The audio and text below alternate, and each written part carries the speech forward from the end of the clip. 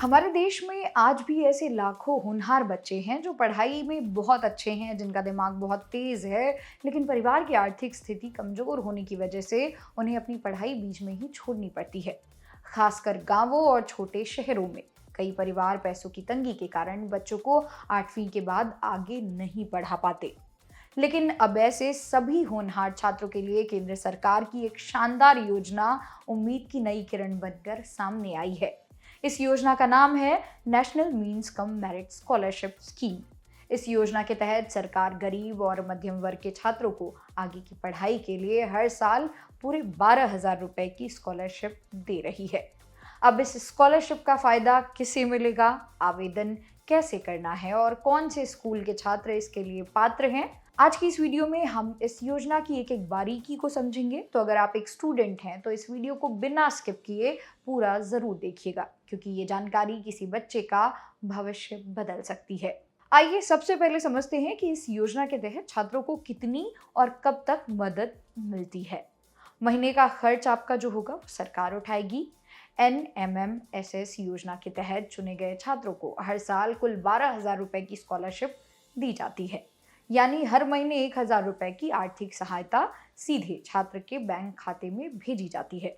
इसके अलावा 4 साल तक का लगातार फायदा। सबसे अच्छी बात यह है कि ये मदद सिर्फ 1 साल के लिए नहीं मिलती। यह स्कॉलरशिप कक्षा 9वीं से शुरू होकर कक्षा 12वीं तक, यानी पूरे 4 सालों तक लगातार मिलती है। सरकार का लक्ष्य बिल्कुल साफ है। कोई भी होनहार बच्चा सिर्फ इसलिए स्कूल जाना ना छोड़े क्योंकि उसके पास किताबें खरीदने या स्कूल की फीस भरने के पैसे नहीं है। अब सबसे बड़ा सवाल, क्या सभी छात्र इसके लिए अप्लाई कर सकते हैं? तो जवाब है नहीं। इसके लिए सरकार ने कुछ नियम और शर्तें तय की हैं जिन्हें ध्यान से समझना बहुत जरूरी है। पहला, स्कूल का प्रकार। इस योजना का लाभ केवल उन छात्रों को मिलता है जो सरकारी स्कूलों यानी कि गवर्नमेंट स्कूल्स, सरकारी सहायता प्राप्त स्कूलों यानी कि गवर्नमेंट एडेड स्कूल्स या लोकल बॉडी स्थानीय निकाय के स्कूलों में पढ़ रहे हैं।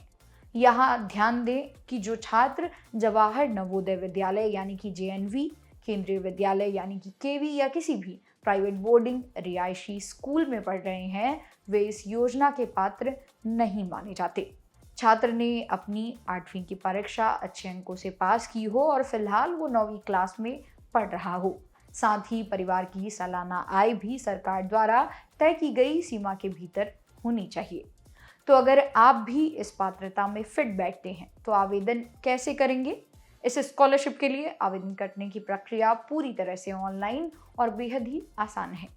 इसके लिए छात्रों को नेशनल स्कॉलरशिप पोर्टल की ऑफिशियल वेबसाइट पर जाकर अपना रजिस्ट्रेशन करना होता है। इसके बाद एक राज्य स्तरीय परीक्षा यानी कि स्टेट लेवल एग्जाम आयोजित की जाती है।